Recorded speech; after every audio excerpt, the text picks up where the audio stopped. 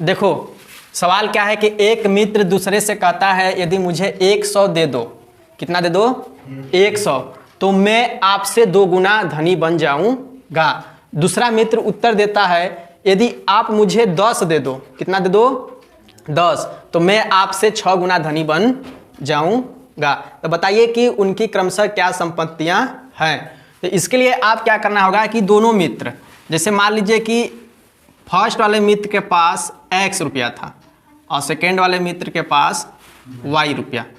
अब इसमें क्या हो रहा है कि अब एक मित्र, यह मित्र कह रहा है, यक्स वाला कह रहा है कि यदि मुझे 100 दे दो, ये क्या कह रहा है मुझे 100 दे दो, मतलब तो y इसको देगा 100। अब y जब इसको 100 देगा तो यहाँ माइनस कर देंगे, भाई ये देगा तो 100 इसको दिया तो माइनस हो गया ना। अगर इसके पास 500 है तो मान लो 100 इसको दिया तो भाई 100 घटाएंगे तब यहाँ 400 बचेगा।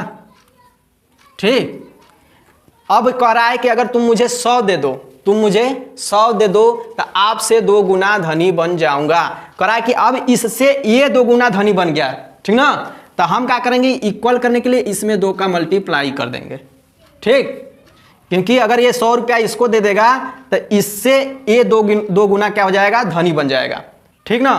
तो ये जब धनी बनेगा तो इसको इक्वल करने के लिए इसमें हम 2 का मल्टीप्लाई करेंगे। अब ये हमारा हो गया x प्लस 100 बराबर यहाँ 2y माइनस 200। y को इधर लाइए तो जाएगा x माइनस 2y और माइनस 200 माइनस 100, ये उधर जाएगा तो माइनस हो जाएगा। तो x माइनस 2y बराबर माइनस 300, समीकरण नंबर फर्स्ट। अब दूसरी स्थिति में यह कह रहा है, दूसरा उत्तर दे रहा है, मतलब पहले x थे और y दोनों के पास, तो ये दूसरा कह रहा है कि देख बेटा, अगर दूसरा उत्तर देता है कि यदि आप मुझे 10 दे दो, मतलब कि y अब इससे मांग रहा है 10 तो यहाँ 10 हो जाएगा। तो भाई जब ये 10 x उसको 10 दे दिया तो इसमें से 10 घटा देंगे। ठीक, मुझे 10 दे दो तो मैं आपसे 6 गुना धनी बन जाऊंगा। y कह रहा है कि अगर मुझे 10 दे दो तो मैं आपसे 6 गुना धनी बन जाऊंगा। इसको इक्वल करने के लिए हम x में 6 का मल्टीप्लाई करेंगे। यहाँ पर हो जाएगा 6x माइनस 60 बराबर y प्लस 10। y को इधर लाइए तो हो जाएगा 6x माइनस y और 10 प्लस 60। तो हमारा दूसरा समीकरण बनेगा 6x माइनस y बराबर 70। अब आप क्या करेंगे कि समीकरण इसको 2 मानेंगे और समीकरण 2 में आप क्या करिए 2 का मल्टीप्लाई कर दीजिए। ठीक, तो हो जाएगा 12x माइनस 2y बराबर 7 दूना के 14 140, इसको समीकरण नंबर 3। अब आप क्या करिए कि समीकरण 1 माइनस समीकरण 2 करिए। समीकरण 1 में से समीकरण 2 नहीं 3 घटाने पर, ये जो समीकरण 1 है इसमें से समीकरण 3 घटाने पर, तो समीकरण 1 x माइनस 2y बराबर माइनस 30 है और ये हो जाएगा क्या 12x माइनस 300 है, तो ये हो जाएगा 12x माइनस 2y बराबर 140। अब घटाने पर तो चिन्ह परिवर्तित हो जाएगा, ये प्लस हो जाएगा ये माइनस।